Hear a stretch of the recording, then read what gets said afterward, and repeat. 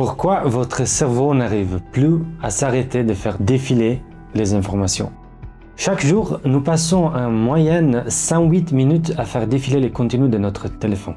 Cela représente près de 12 heures par jour et plus de 650 heures par an.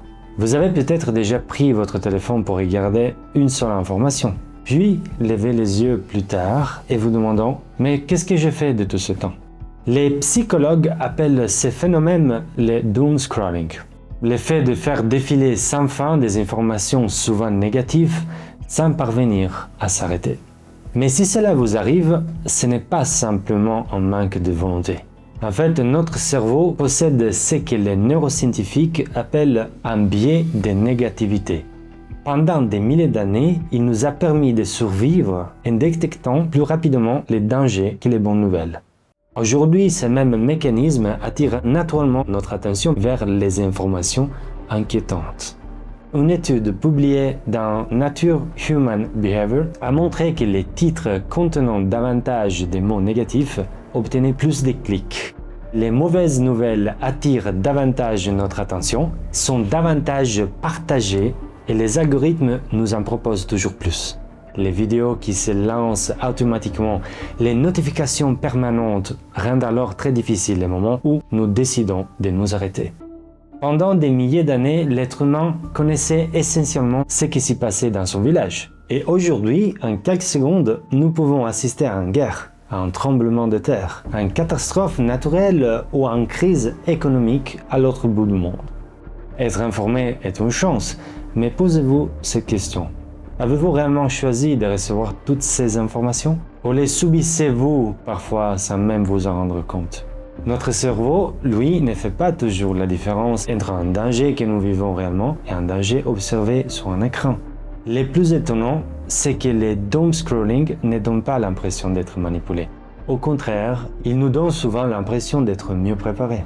Nous croyons que suivre chaque nouvelle nous permet de garder le contrôle sur le monde. Pourtant, les recherches montrent que cette vigilance finit souvent par augmenter notre stress et notre anxiété. Après l'attentat du marathon de Boston, des chercheurs ont observé que les personnes ayant regardé pendant des heures la couverture médiatique présentaient parfois davantage de stress que d'autres vivant plus près de l'événement. D'autres recherches montrent qu'une exposition répétée aux informations négatives augmente l'anxiété et nous pousse ensuite à voir nos propres problèmes de manière plus pessimiste. Les scientifiques restent toutefois prudents. La plupart de ces études montrent une association entre le doom scrolling, l'anxiété et les troubles de sommeil. Elles ne prouvent pas toujours un lien de cause à effet, mais montrent que ces phénomènes se renforcent souvent mutuellement. Une autre conséquence est plus discrète. Plus notre attention est absorbée par notre écran, et moins nous sommes présents pour les personnes qui nous entourent. Notre téléphone nous relie au monde entier. Mais il peut aussi nous éloigner de la personne assise juste en face de nous. Le soir, ce cercle vicieux continue. La lumière bleue des écrans ralentit la production de mélatonine, l'hormone du sommeil, tandis que les informations maintiennent notre cerveau en état d'alerte. Nous nous endormons plus difficilement et nous nous réveillons souvent plus fatigués, n'est-ce pas? Prenons quelques secondes pour réfléchir. Notre chambre était autrefois un lieu de repos.